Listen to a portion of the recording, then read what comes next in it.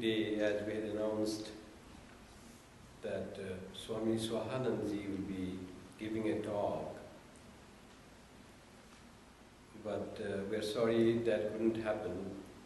Swamiji had to leave earlier to the United States to attend a memorial service of one of our very senior monk there at Boston, Swami Sarvagatanandaji, who passed with the Minister Emeritus of the Boston Center, who passed away at the age 96 on May 3rd this year.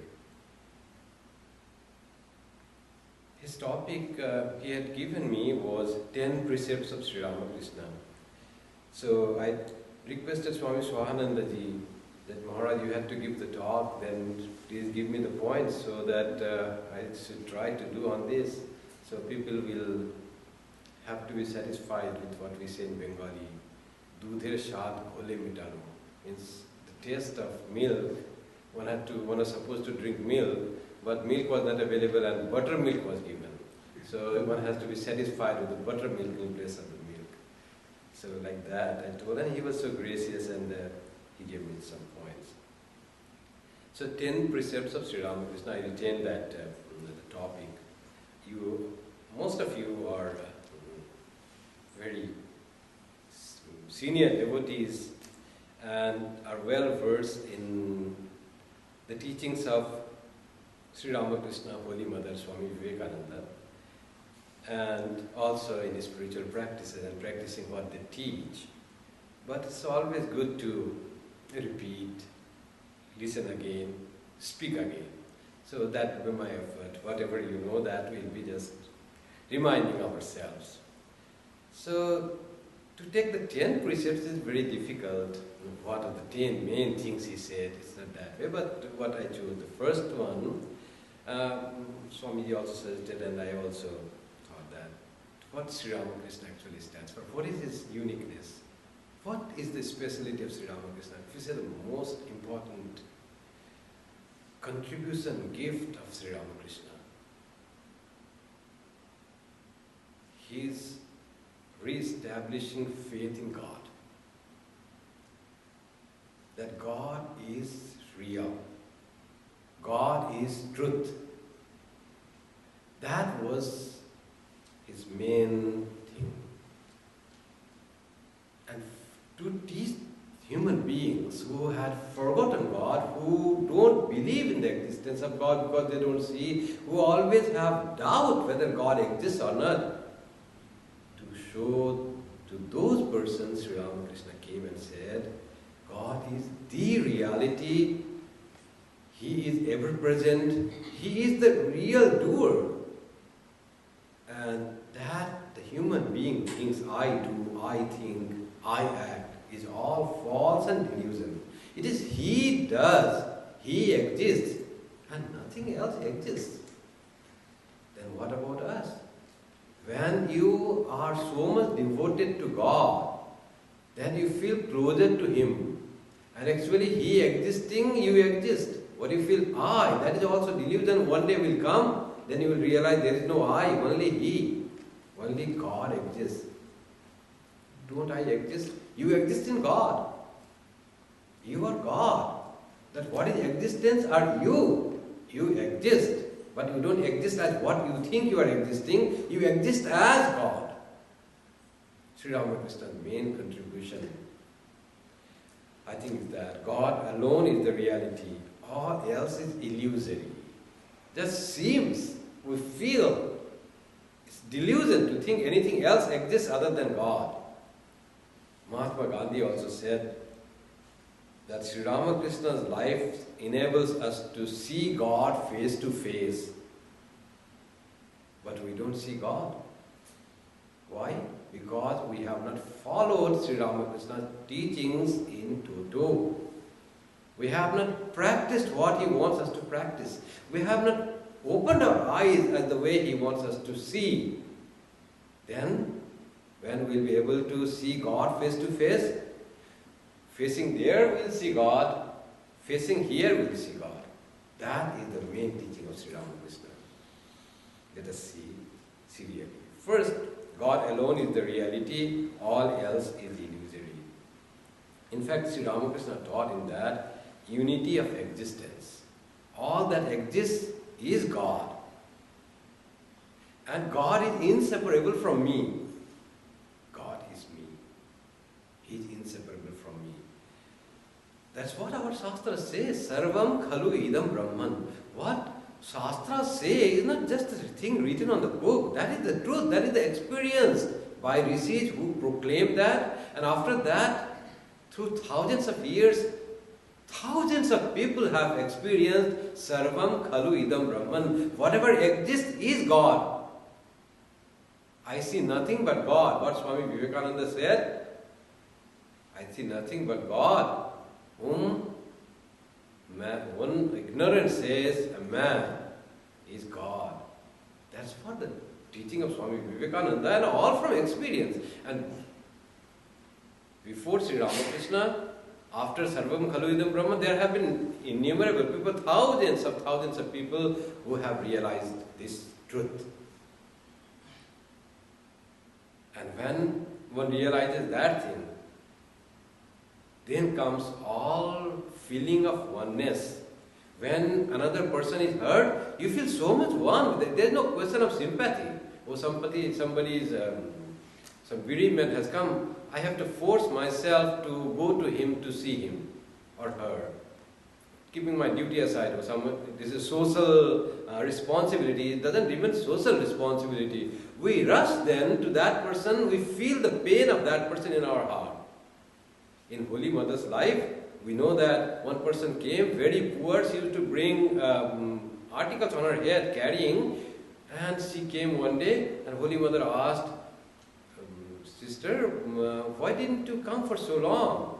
She said, oh, I was not keeping well, I was busy, and my young son in 20s, he died. My only earning member, he died. And saying that, when Holy Mother heard that poor widow's only one support, he passed away in prime youth. Holy Mother started crying, loudly crying, and that woman also cried. Holy Mother could feel the pain of that woman as her own pain. That separation or death of that woman's child was the death of her own child. That is the feeling of oneness, no pretension. That happens when we feel oneness with our relatives, with our friends. We will not have to set aside our word. We will rush to that person's when there is bereavement, feeling the pain of that person into our own heart. It doesn't become social duty, it becomes spiritual compulsion. So Sri Ramakrishna, you know the stories. Two boatmen are fighting each other. Sri Ramakrishna was just seeing. And this mind rose and he fell in the unity with those fighting boatmen. One of the boatmen, far away in the Ganga, Sri Ramakrishna was watching from his room's porch. And one of the boatmen slaps another boatman on the back so forcefully that another boatman cries loudly. Sri Ramakrishna also cries in his room far away. He feels the same pain that the boatman who was beaten, who was hit, feels. Not only feels. There was physically the impression of fingers on his back. That is the feeling of unity with all. That is the feeling of God in all. What Sri Ramakrishna taught, what all these great teachers teach, they show in their life. They say, what is the best commentary of the Gita? Best commentary of the Gita, Swami Tyagananda says, is the life of Sri Krishna. What he taught, he practiced. In fact, all great persons teaching are the experiences they have in their life. That's why they are so powerful. Not only human beings, Sri Ramakrishna's unity is Sarvam Khalu Idam Brahma. Not that Sarvam Manusham Idam Brahma. Sri Ramakrishna said everything is Brahma. One person was walking on the grass and Sri Ramakrishna, again unity. He said, someone, oh, ask him to go away from the grass. I feel as if he's walking on my chest. He feels the pain of grass in his own self. One person had to cut the new cloth, and he violently tears. And Sri Ramakrishna said, he feels pain of the violence that with forcefully he was tearing the new cloth into two pieces. That was also unbearable for Sri Ramakrishna. As if he becomes one with that cloth's pain. That happens with the man of realization. They feel oneness with everything. When one realizes that, what happens? Sri Ramakrishna says there are three kinds of devotees, categorizes. Devotees are one who believe in God, as he said. So the lowest degree of devotee is who believes in God as God up there. There is God who sees everything we do, who guides us, who answers our prayer. When we have that faith, we are a devotee. Before that, we are trying to be devotees. Unless we have that faith, there is God and who guides us. But we are the lowest kind of devotees. What is higher devotee than that? Higher devotee is God as inner controller. God is not only up, God is inside us. And He controls, He guides us, and we work according to the guidance of God. He controls our all work, all our intelligence. God made me do this. That is the mediocre still. What is the highest devotee? He says highest devotee is that God alone has become everything. Sarvam khalu idam brahma. When one realizes that, that is the highest devotee. That nothing exists but God. Next precept of Sri Ramakrishna was about divinity of soul. That every human being has infinite spiritual power. When Napoleon says that there is no word impossible in my dictionary, someone said. One person said, now what will happen, Job? One person said, what will happen by saying now there is no impossible word in my dictionary? Why didn't you see before buying the dictionary? What's a joke? One person, that Napoleon said that there is no word impossible in my dictionary. So some person said, what is the use of telling now there is no word, there is missing some word like impossible? Why didn't you check before you bought the dictionary? You should have checked the words. Now it's missing in your dictionary, so you should have checked. That's fine, joke. Anyway, so everything is possible for human being because soul is divine. Nothing is impossible for divinity to function. God resides in the hearts of everyone as their soul. That our soul is God. What is Sri Ramakrishna? What is Krishna? What is Jesus? What is Brahman? That is our own soul, our own being. That's what Sri Ramakrishna always emphasized. And he said, you want to see God and close the eyes and meditate Him and see God. When your meditation deepens, you see God with form, smiling, talking, living, or God with our form, infinite light, infinite bliss, a great joy you feel. But when you close the eyes, you see God, and you once open the eyes, is there no God? Chok bondo korle tini achen, chok khulle tini nei. When you open the eyes, God lost. God is not there. That is not true. When you open the eyes, close the eyes, there is God residing in your heart. When you open the eyes, God is in front of you, residing in every heart, every creature. Aham atma gula kesa sarva bhuta shaya sthita. I am, oh Arjuna, I am present in every heart, every creature's heart, as their atma, Krishna said. If God can be worshipped in an image, can't He be worshipped in living body? Swami Vivekananda later explained that human body is the highest temple of God. And Sri Ramakrishna, he worshipped Sarada Devi as very manifestation of God. You will say Sarada Devi, he was divine, no doubt. But he worshipped human being. If you see Sarada Devi as human being, he worshipped as one worships God, because God resides there. Nowadays too, and earlier also, Sri Ramakrishna says, there is one worship called Kumari Puja. In Bengal it is quite common. They worship little girls during Durga Puja as the living manifestation of Durga. They worship with all the articles, Arati, as one worships God, they do that. Sri Ramakrishna says, why do they worship human being as mother, divine mother? Divine mother, how will you find all manifestation of godliness in a small girl? Is she that powerful? Is she that gracious? Can she grant all boons? No, she cannot. But why do they worship them? Because women are made in the image of Divine Mother. Every woman is Divine Mother's form. That's why, to remind that's why they worship a little girl during Durga Puja. So, if God can be worshipped in a clay image, can't He be worshipped in an image? In a living being? That was that thing. That the soul is divine. Every soul is divine. Every soul is nothing else than God. That is another teaching. His next precept is unity of Godhead. There has been so much quarrel about that which God is powerful. One of our students in Vidya Mandir said, Swami, which God is most powerful?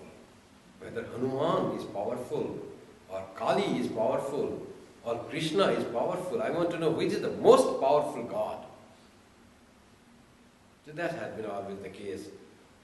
And in our stotras, if you read, whatever God is worshipped and his chantings are recited, you'll find that God is the supreme God.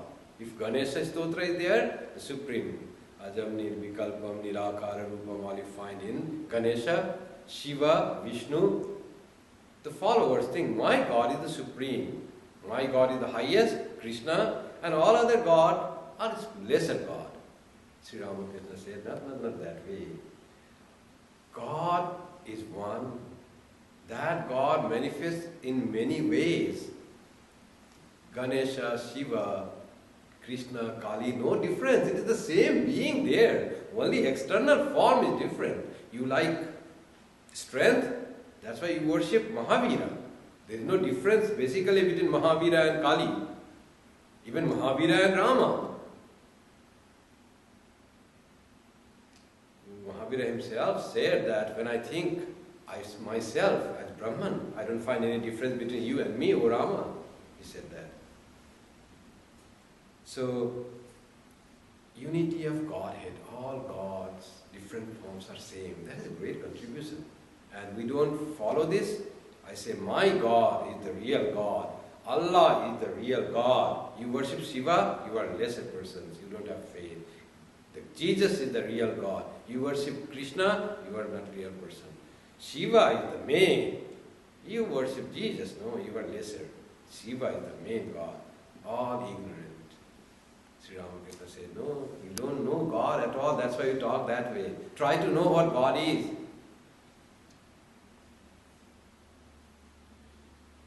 Then he said, the avatara is always one and the same. Having plunged into the ocean of life, the one God rises up at one point and is known as Krishna. And when, after another plunge, he rises up at another point, he is known as Christ. These beautiful songs of teaching of Sri Ramakrishna, they don't find difference between Sham, Shama, Kali, Shiva, Brahma, like that. All are one. You know the story of, even after so much of teaching, how much the humanity fights because of ignorance, even doesn't hesitate to kill in the name of religion. Even kills a devotee who is very much devoted to God. Even kills the person who believe in the same God in a different way. Both worship Allah as a supreme being. But the method of worship may be a little different, and say, my method of worship is right, yours is wrong. You don't have right to live. And killing on each other. How much of ignorance, how much of delusion, how much of blindness can create that? This often happens. There is a story Sri Ramakrishna used to say how this fanatic works. When you have this idea gone to the mind, it's very difficult to take out that my God, my way, that alone is true. There is a story of Ghantakarna that you have read in the Gospel, that one person was very devoted to Shiva, and very devoted, but he didn't like any other form of God. And he felt that God is Shiva only, no other form of God is God. So he will worship, he's so fanatic that he worshipped only the form of Shiva and didn't look at the form of Vishnu or Krishna or Kali. Even look, he actually hated them. Sometimes it happens. Strong love for one thing makes hate for others. They say even patriotism, if it is taken to extreme, it's a love for one's own country is very good. But in the extreme case, love for one's own country is so much that you start neglecting and in fact hating other countries. My country alone is the greatest and the best. All other countries are lesser. So extreme of anything is bad. Ati sarvatra varjayet. Nothing of extremes should be taken. Extreme of patriotism is bad. Extreme of fanaticism. Now, Shiva saw that this person is very devoted to me, but he is ignorant that it is me only, the Supreme God, who has taken different forms to suit the idea, to suit the wishes of different types of minds of different devotees. So he thought to teach his disciple. So one day he came and revealed himself to that devotee of Ghantakarna. Ghantakarna, the name came, he was so fanatic to the name of Shiva that he wanted to listen only Shiva's name and nothing else. People understand the small kids, when they knew that, then he started teaching him. So instead of saying Shiva, they would say Vishnu, Vishnu, then he would run away or close his eyes. And finally what he did, he hung two bells, ghanta, in the karna or the ear. And whenever they said Vishnu, he used to ring the bell so that the sound of Vishnu drowns and he doesn't have to, that doesn't enter into his ear. So he was fanatic to that degree. But he was a devotee. He liked Shiva. So Shiva thought, I should listen to this, my dear devotee, that we all are one. There is no difference between Vishnu and Shiva. We are different part of the same Godhead. We are different manifestation of Ishvara. So he one day revealed to his devotee, and devotee was so happy. But he saw that Shiva is something different. Half is Shiva, half is Vishnu. In one hand there is Trishula, in one hand is Chakra. One hand is snake, another garland. One hand is with Ganga, another hand is decorated. So he was one half was with the tiger skin, another was nice apparel. So he came to worship. His Lord had come, but in half. So he wanted to worship Lord with all the articles. He gathered flowers and the best, very happy. But he comes and offers flower to this Shiva Vishnu combined image. But he will offer flowers only to the foot of Shiva, not towards Vishnu side. He won't look at that. Then after offering flowers, he started offering this light. And only towards half. It doesn't go to the half Vishnu side. Only to half. And then he wanted to feed. Then he feeds only towards Vishnu, Shiva side, not this way, not in the middle. Only towards Shiva side. Vishnu should not be fed. No care to Vishnu. And when the incense was already done, then he saw that incense, the smoke, the fragrance of the incense was going through both the nostrils. He picked up the cotton and put the nostril on the Vishnu side. No, you can't. You are not eligible. So put even the Vishnu nostrils in cotton in nostril side, so all that perfume or essence which should go on the nose of Shiva. Shiva failed to teach this fanatic. Sri Ramakrishna came, he taught so beautiful things. Still the humanity is not without the fanatics. Still there is killing in the name of religion. It is difficult, but that's what Sri Ramakrishna taught. That's why Arnold Toynbee, the great historian, said if the world wants to be saved in future, it has to take the non-violence of Buddha and Gandhi and harmony of religions of Sri Ramakrishna into practice. Then only that this civilization can be saved, otherwise it will quarrel, fight among itself and it will destroy. That is very essential, harmony of religions of Sri Ramakrishna. So Sri Ramakrishna said, as he said, there is one God, its corollary is all religions are true. Means all religions are valid.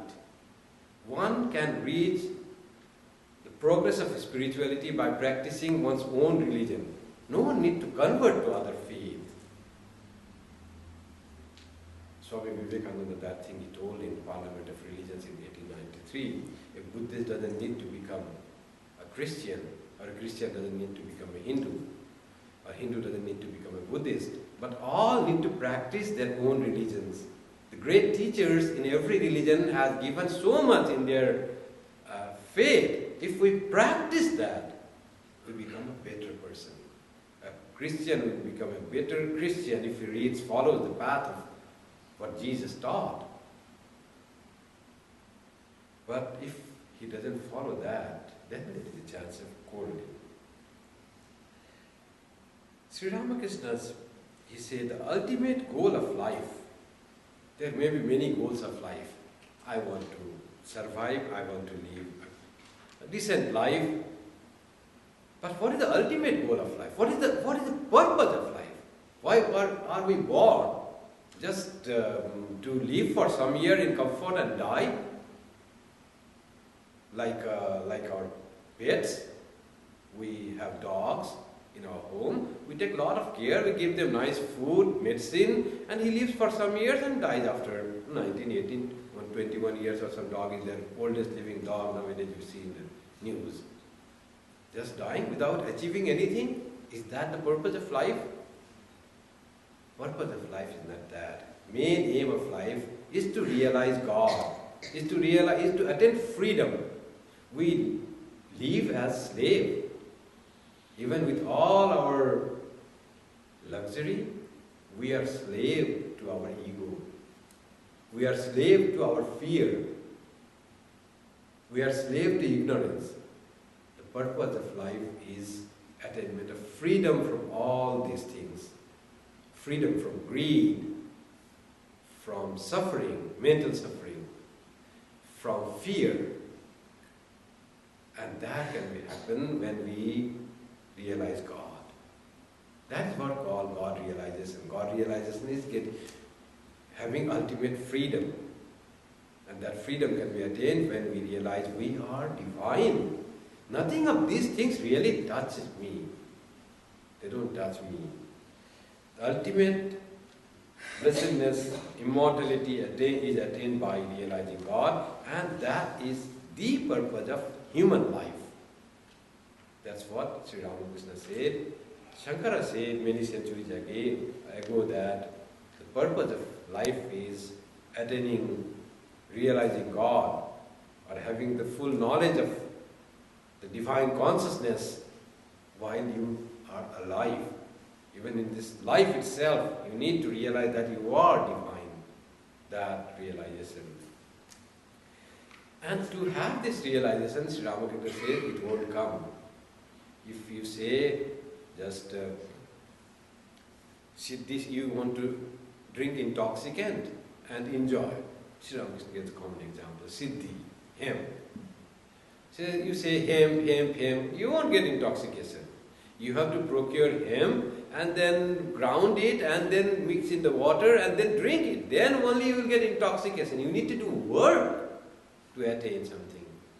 The tiger is lying there and he thinks, oh, there is deer, it comes to my mouth and I eat it. Will he get?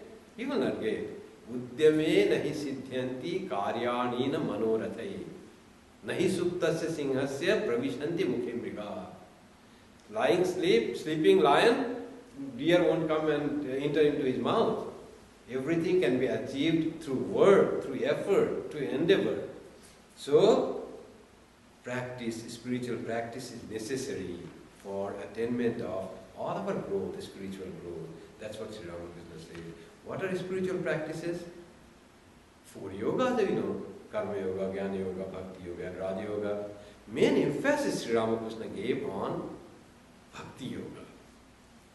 Because Bhakti Yoga is the thing when we can relate it to our own existence. In the Bhagavata it is said, Bhakti Yoga is for those persons who do not have tremendous renunciation and are also not very much attached to the world, like the mediocre, not that very much engrossed in the worldly pleasures, and also not too free from, too much detached, totally detached from the worldly pleasures. Na nirvinno nati sakto, neither they have renounced the world mentally, nor they are too much attached. For those people is Bhakti Yoga vidiyate. In the Bhagavata it is said. Sri Ramakrishna said, for this age, the Naradiya Bhakti is the way to realize God. The Bhakti Yoga consists of, Sri Ramakrishna says, one need to work. What is that work? He said, Japa, Dhyana. Those are the work you need to perform. Agree that. So, in Bhakti Yoga, we connect everything with God. Our children, our family, our work, everything we connect with God. And slowly it's difficult. God we have not seen, but slowly it comes. It comes, we start feeling the presence of God in our life. That yes, He becomes a part of our family. Any form of God, he or she becomes a part of our family. We start talking. Come, before going to office, we say, Lord, see that this doesn't happen, this works well, boss well, behaves well, all this, whatever is difficult, we pray because He becomes a part of our family. While coming, we do this, and God becomes a part of family. And we start that's God's presence, we start feeling in our family members, husband, wife, children. Somehow we start relating everything connected with our deity, with God. Sri Ramakrishna becomes part of our family. That is Bhakti Yoga. And slowly that love deepens and He becomes our main thing. We start loving the form of God so much that we love nothing else more than that. That becomes our top priority. What Sri Ramakrishna says about practice, let me read from him. A man must work, Sri Ramakrishna says. Only then can he see God. One day, in an exalted mood, I had a vision of the Haldar Pukur, a pond in his native village, Kamarpukur. I saw a low-caste villager drawing water after pushing aside the green scum. Now and then he took up the water in the palm of his hand and examined it. In that vision, it was revealed to me that the water cannot be seen without pushing aside the green scum that covers it. That is to say, one cannot develop love of God or obtain His vision without work. Work means meditation, japa and the like. The chanting of God's name and glories is work too. You may also include charity, sacrifice and so on. If you want butter, you must let the milk turn to curd. It must be left in a quiet place. When the milk becomes curd, you must work hard to churn it. Only then can you get butter from the milk. And he says about this thing. He doesn't recommend much reading of the scriptures, as Shankaracharya said. You are reading grammar at this age. Nahi nahi rakshati dukriya karane. One person was reading grammar. Dukriya means karane. Dukriya for karane means kri for work. Kri for work he was reading. Shankaracharya was walking in the streets of Benares and said, Nahi nahi rakshati dukriya karane. That won't help you at the end. Give that up. Bhaja Govindam. Be devoted to God. That is the only way. But if you want to be saved from the cycle of birth and death and the suffering, Bhaja Govindam, nahi nahi rakshati dukriya karani. Oh fool, that's what Sri Ramakrishna said. Not much of scriptural study and reasoning will help, but devotion to God for most of the people. But he didn't deny that scriptural study is impediment. Too much of that without devotion is impediment. But with devotion, reading of scriptures is helpful. He used to quote scriptures. Somebody said, you didn't read scriptures, how do you know? He said, I didn't read, but how much I have heard scriptures. And whatever he listened once, he heard once, he could retain in his memory and quote it. And how much tuned he was. You see, he saw in a person removing the scum on Haldar Pukur, and he relates it to the spiritual practice. Nothing will be gained if you do the spiritual practice in your spiritual life. You need to do a hard, sincere effort in your spiritual realization. What will you achieve by simply saying that God exists and doing nothing about it? There are big fish in the Haldar Pukur, but can you catch them by merely sitting idly on the bank? Prepare some spiced bait and throw it into the lake. Then the fish will come from the deep water and you will see ripples. That will make you happy. Perhaps a fish will jump and splash and you will get a glimpse of it. Then you will be so glad. You see how fish catching comes with catching of God. Can you compare the language of Jesus with the language of Sri Ramakrishna? You want to catch fish? I'll make you a fisherman of fish. Man of, you will be catching the man. Fisherman of men. With the purification of heart, one receives the grace of God. After the purification of heart, one obtains divine love. Then one sees God through His grace. One cannot see God without purity of heart. Through attachment to woman and gold, the mind has become stained, covered with dirt as it were. A magnet cannot attract a needle if the needle is covered with mud. Wash away the mud and the magnet will draw it. Likewise, the dirt of the mind can be washed away with the tears of our eyes. This stain is removed if one sheds tears of repentance and says, "O God, I shall never again do such a thing." Thereupon, God, who is like the magnet, draws to himself the mind which is like the needle. Then the devotee goes into samadhi and obtains the vision of God. And this all is true. We need to have sincere yearning and faith in the words of Sri Ramakrishna and practice with sincerity. Whatever wrong, mistakes, whatever has been done are just like the dirt. And that can be washed with devotion, with prayer. Each prayer takes us nearer to God. Devote yourself to spiritual practice until the goal is reached. That was one thing Sri Ramakrishna said. Not that mind, oh, I do 108 times japam and that will be sufficient. Not that. Guru said me, do 108 times minimum. I do that and I will have the spiritual growth. I'll be a better person in soon. That will not happen. Sri Ramakrishna said there should be intensity of spiritual practice. Only you will get the result soon then. Otherwise, it will take a long time, maybe many births. The seed you have got, the mantram, that will have its effect. But unless it falls on the ground, perhaps you kept it on the cornice of your house, and it doesn't sprout, it doesn't send its seedling. And when the house will break, the seeds will fall on the ground, then only the sprout will come. So you have to do that, you have to sow it on the ground, make the ground ready, sow the seed, and then will come to plant.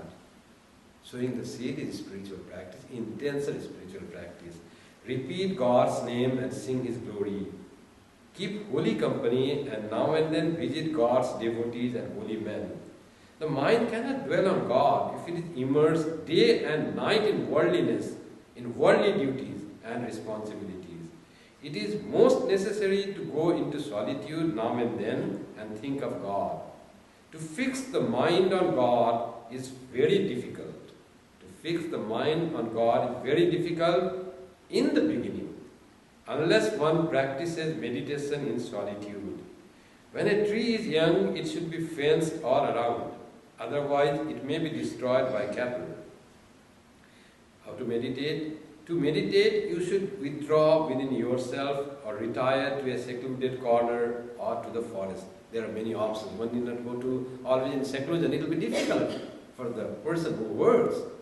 There are so many responsibilities. So he gives the many solutions. Withdraw within yourself or retire to a secluded corner or to a forest. So first two we can do, retire within ourselves, or within some time we can go to the corner and pray to God.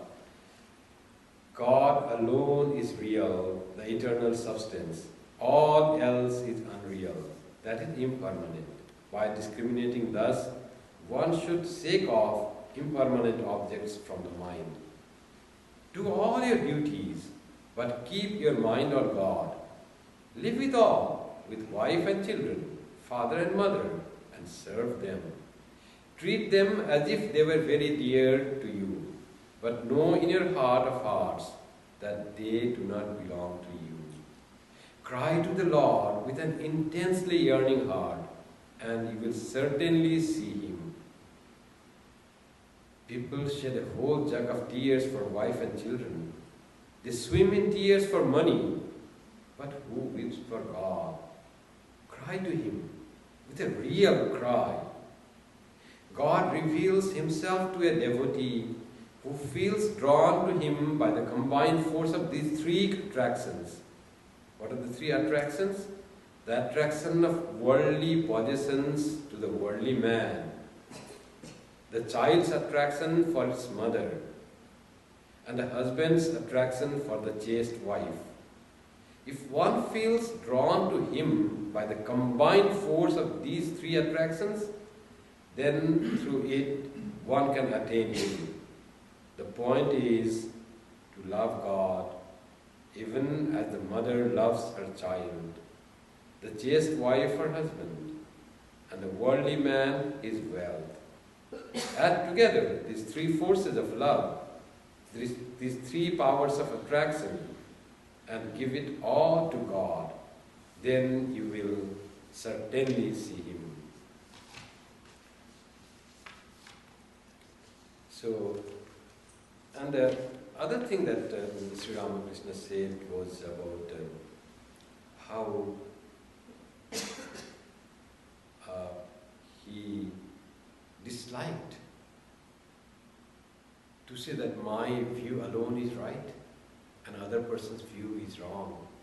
Swami Vivekananda said, if he hated anything like attachment to the possessions and passions that he hated, somebody is very much attached to his or her possessions and his or her passions, that the only thing Sri Ramakrishna hated like that was his fanatic views versus fanatic views.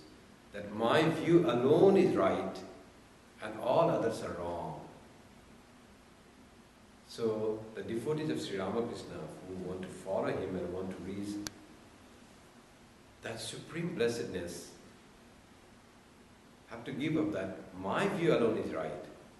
That those who worship Sri Ramakrishna alone is right, that also is the wrong view. That we may become fanatic. That those who do not follow Sri Ramakrishna are all wrong. No, not that. They are all right at their own place. Sri Ramakrishna has one idea about that. One should progress from the place where one stands. So from there onward, everyone is true, everyone is right. They have to progress from their place. And if they follow their own faith, they will reach. So all faiths lead a person according to that person's need to the higher goal. No one is wrong. No worship, no method of worship is wrong. All have the best ways to reach the maximum. All faiths are valid. That is the teaching of Sri Ramakrishna. And Sri Ramakrishna, Holy Mother used to say Sri Ramakrishna's main contribution, people say, is harmony of religions he taught. But he didn't teach by his thinking that he has to teach this. He taught it as Divine Mother planned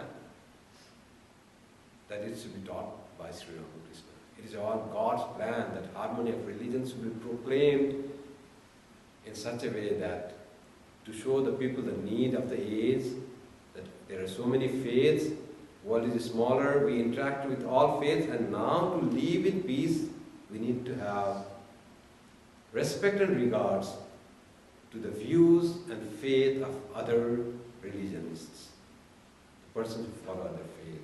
And Holy Mother says, but you know what is the greatest speciality of Sri Ramakrishna? It is the perfect renunciation. By renunciation, Sri Ramakrishna used to say, detachment from the worldly desires an attachment to God. And Sri Ramakrishna was the perfect. He himself said, I have done 100%, you do a little of that to show you I have done 100%. And even the feeling of possession was not in him. That was the greatest precept that Sri Ramakrishna gave through his life. That to understand that God is the doer. He said, what is knowledge and ignorance? We need to have knowledge to realize God. He said, the ignorance is to say that I am the doer. Knowledge is, I am not the doer, God alone is the doer. When you could feel that way, that is knowledge. So with the blessing of Sri Ramakrishna, let us follow his precepts and attain our spiritual consciousness, which is our birthright.